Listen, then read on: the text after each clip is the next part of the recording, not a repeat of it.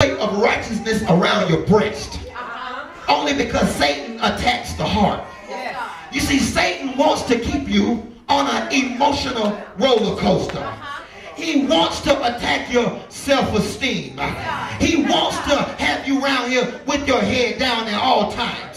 But I did in fact come here this Sunday morning to serve the notice on the enemy. You can do whatever you want to do to me, but you will not take my joy away. You can do whatever you want to do to me, but you will not pull me down to where I once was. You can do whatever you want to do to me, but I will continue to serve the Lord. After that, y'all, it gets even critical. He says you must have on the proper footwear. And y'all can say whatever y'all want to say about Jehovah's Witness, but they got on the proper footwear. Because every time you see them, they stepping, going to go tell somebody about their father's business. And you can come to church on Sunday morning cute if you want to, thinking you got on the proper footwear because you stand 6 inches higher than you normally would. But if you ain't got on the proper footwear, which is walking about the streets, spreading your father's business, you're not being about your father's business. The footgear gives us motivation to continue to proclaim the gospel that everyone needs to hear. Some of us think we don't need to hear the gospel, but if the truth be told, you need to hear this gospel on Sunday morning. You need to be in this word 24/7, 365. Now y'all, watch this here. Y'all gonna like this. In order to protect yourself from haters, you've got to have the shield of faith.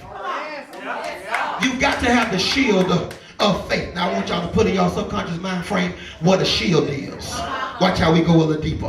When missiles, spears, arrows, and rocks are being launched at you, you need protection. The rocks I'm talking about this morning are evil thoughts, insults, setbacks, temptations, people talking against you, people not believing in you, people thinking that you'll never amount to anything. So in other words, whenever a rock is chunked your way, please by all means don't grab the rock and chunk it back, but just put up your shield of faith, because as long as you got up your shield of faith, everything that comes against you will bounce off you. And the protection you need this morning is not the protection of lifestyle, it's not the protection of Trojan, but the protection you need this morning is the shield of faith to keep you covered. You don't need all that other stuff. What you need is the shield of faith. Next in line is the helmet. And I was looking for a little B&var helmet this morning so I can put on top of my head, but I couldn't find it. Because I need y'all to understand what the helmet is. You need that helmet. Only because that helmet is God's salvation. You see, Satan wants us to doubt God's salvation. The helmet protects our mind from doubt. And I come here to let y'all know whatever God has promised to you, don't doubt about it. Just believe that God is getting ready to do it. Whatever vision God has gave you, whatever calling God has gave you, it's time for you to start walking in what God gave you. If God told you you don't have a daycare, don't be worried about what the house looks like in the inside.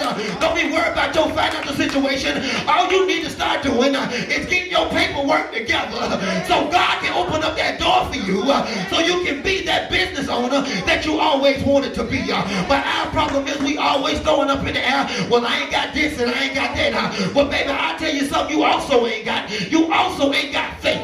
Because when you got faith, you just start putting stuff together like you already know it's about to happen.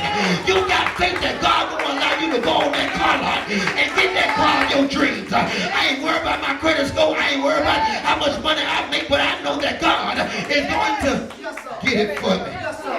That's right. He's going to get it for me. He's going to get it for me. You about ready to go home? Yes, sir. I'm about ready to go home. And last but not least, before I go to my seat. Last but not least, before I go to my seat. The last gift is a sword. Which is not an actual sword to pierce somebody, but it's the word of God. The sword is the only offensive weapon.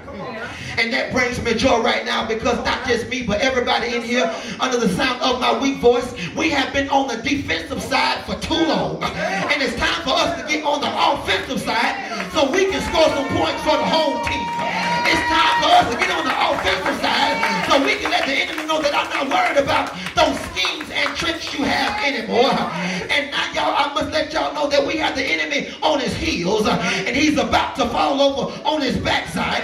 But before I go to my seat, y'all, if y'all don't mind, before the enemy falls on his backside, I want to pierce him with the sword that the Lord has given me. And I got to let the enemy know that even though you touched me, the sword that I read says that they say that touch not my anointed ones and do my prophet no harm. Now, I don't know what sword y'all read, but you can touch me any way you want to.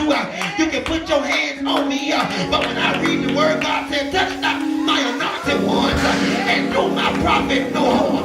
That means you can't touch people no any kind of way, because you don't know who God has touched. Just because they got their mouth closed on Sunday morning don't mean God ain't touched them. I'm going to keep digging a little deeper, and I know the enemy, you and all your little snakes, you've been throwing all kind of weapons at me. But when I was in Wordland, I found that the word of God said, no weapon formed against me shall be able to prosper. So you can talk about me just as much as you please, but the more you talk, the more I'm going to bend my knees. I'm bending my knees this morning for deliverance. I'm bending my knees this morning for prosperity. And while you were talking on me with your mouth,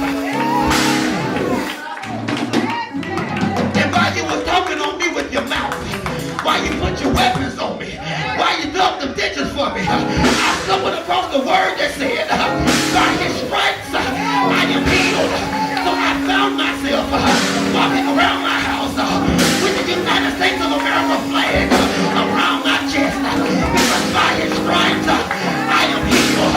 You can try to put stickers on me if you want to, but by his stripes I am healed. My bank account is healed. My body is healed. My church is healed. My job is healed. By his stripes I am healed. I don't care what you're going through this morning. You should just say, by his stripes I am healed. I might be broken the joke right now, but by his stripes I am healed. I might be looking for the love of my life right now, but by his stripes I'm healed.